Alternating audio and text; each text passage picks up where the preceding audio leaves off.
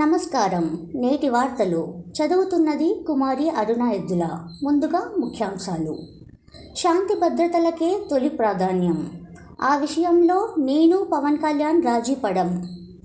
రాజకీయం ముసుగులోకి రౌడీల్ని వదిలేస్తే ఇబ్బందులు. పోలీసులకు పూర్తి స్వేచ్ఛ ఇస్తున్నాం.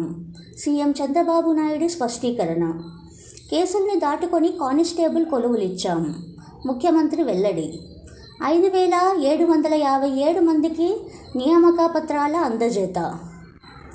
ప్రత్యక్ష నియామకాల్లో 95% పోస్టులు స్థానికులకే, 5% స్థానికేతరులకు.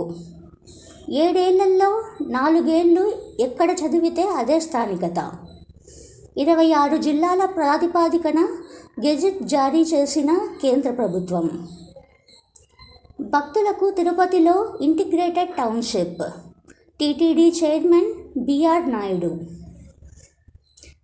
రామ్జీపై గరం. కొత్త బిల్లును లోక్సభలో ప్రవేశపెట్టిన కేంద్ర ప్రభుత్వం. గాంధీ పేరు మార్పును తీవ్రంగా తప్పుబట్టిన కాంగ్రెస్. బీమా బిల్లుకు లోక్సభ ఆమోదం. ఉత్తరాంధ్రలో విమానయాన రంగ ఎకోసిస్టమ్. గోవా గవర్నర్ అశోక్ గజపతిరాజు ఆకాంక్ష.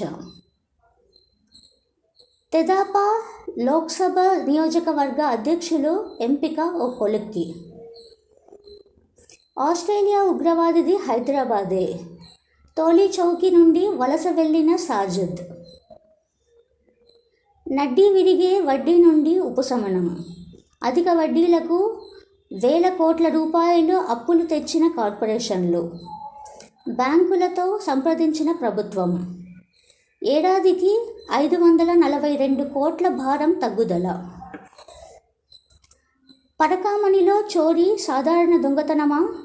కోట్ల మంది భక్తుల మనోభావాలు దెబ్బతింటాయి. మనుషులతో కానుకల లెక్కింపులు విధానాన్ని ఇక మానేయాలి. హైకోర్టు కీలక వ్యాఖ్యలు. విచారణ 19వ తేదీకి వాయిదా. ఐపీఎల్ వేలంలో గ్రీన్కు రికార్డు ధర. లియోనెల్ మెస్సీ, అనంత్ అంబానీలు వంతారా వద్ద వన్యప్రాణి సంరక్షణ, సాంస్కృతిక కార్యక్రమాలలో లీనమై జీవకారుణ్యంతో గడిపారు. ఇంతటితో వార్తలు సమాప్తం. నేను మీ అరుణ ఎద్దుల.